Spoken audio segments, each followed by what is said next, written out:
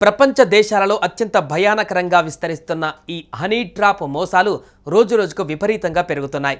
యువకులే టార్గెట్గా అందమైన అమ్మాయిలు పన్నే ఈ ఎత్తుగడలతో ఇప్పటికే చాలా మంది మోసపోయారు. మరికొందరు జైలు పాలు కూడా అయ్యారు.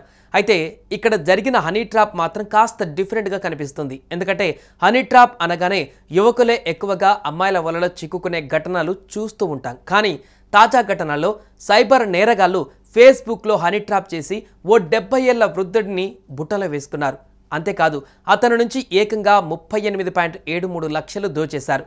వలపు వలలో పడి తాను మోసపోయారని ఆలస్యంగా గుర్తించిన బాధితుడు సిటీ సైబర్ క్రైమ్ పోలీసులకు ఫిర్యాదు చేశాడు. అంతేకాదు ఈ మోసంలో సినిమాలను తలపించేటువంటి ట్విస్టులు ఉన్నాయి. ఇంతకు ఏం జరిగింది? పూర్తి వివరాలు ఇప్పుడు చూద్దాం. డీసీపీ ధరా కవిత తెలిపిన వివరాల ప్రకారం 70 ఏళ్ల విశ్రాంత ప్రభుత్వ ఉద్యోగికి ఇటీవల ఫేస్బుక్లో ఓ మహిళ పేరుతో ఫ్రెండ్ రిక్వెస్ట్ రాగా దానిని యాక్సెప్ట్ చేసిన బాధితుడు ఆమెతో పరిచయం పెంచుకున్నాడు. తర్వాత తన ఇంట్లో ఇంటర్నెట్ లేదని వైఫై కనెక్షన్ కోసమని 10,000 అవసరమని ఆమె చెప్పగా చెల్లించడానికి అతను సిద్ధమయ్యాడు. దీంతో ఇంటర్నెట్ కేబుల్ ఆపరేటర్ నెంబర్ అని ఒక నెంబర్ పంపగా దానికి బాధితుడు డబ్బు పంపాడు.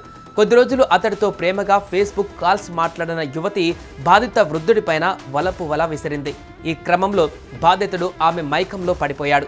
అయితే ఉన్నట్టుండి ఆమె మాట్లాడడం మానేయడంతో ఆందోళన చెందిన ఆ వృద్ధుడు ఇంటర్నెట్ కేబుల్ ఆపరేటర్కు ఫోన్ చేయగా ఆమెకు ఆరోగ్యం బాగోలేక ఆసుపత్రిలో చేరిందని, వైద్య ఖర్చుల కోసం చాలా ఇబ్బంది పడుతుందని నమ్మించాడు. నమ్మిన ఆ వృద్ధుడు విడతల వారీగా ఆమె వైద్య ఖర్చుల కోసం 12.65 లక్షలు పంపాడు. అయినా యువతి నుంచి స్పందన రాకపోవడంతో మళ్ళీ ఆ ఆపరేటర్కు ఫోన్ చేయగా ఆమె ఇటీవలే దుబాయ్కి వెళ్ళిందని అతను చెప్పాడు. ఆ తర్వాత వృద్ధుడితో పలుమార్లు మాట్లాడిన ఇంటర్నెట్ ఆపరేటర్ పరిచయం పెంచుకున్నాడు. తన తల్లి చెల్లి మీతో మాట్లాడాలనుకుంటున్నారని వారిని పరిచయం చేశాడు. దాంతో వృద్ధుడితో ఆ ఇద్దరు మహిళలు తల్లి చెల్లిలా నటిస్తూ పరిచయం పెంచుకున్నారు. మాయ చేసి ఆయన్ను ముగ్గులోకి దింపారు. నిత్యం కాల్స్, చాటింగ్ చేశారు. కొద్ది రోజుల తర్వాత లైన్లోకి వచ్చిన ఇంటర్నెట్ ఆపరేటర్ తన చెల్లి తల్లితో అసభ్యంగా మాట్లాడావని పోలీసులకు ఫిర్యాదు చేస్తానని బెదిరించాడు. తన చెల్లి మైనర్ అని పోక్సో కేసు నమోదు చేయిస్తారని హెచ్చరించాడు. ఈ క్రమంలోనే బాధితుడికి ఓ మెసేజ్ వచ్చింది. మీపై పోక్సో కేసు నమోదైంది. మీరు వెంటనే అవతలి వ్యక్తులతో సెటిల్మెంట్ చేసుకోవాలి, లేదంటే కేసు తెలంగాణ పోలీసులకు బదిలీ చేస్తామని అందులో ఉంది.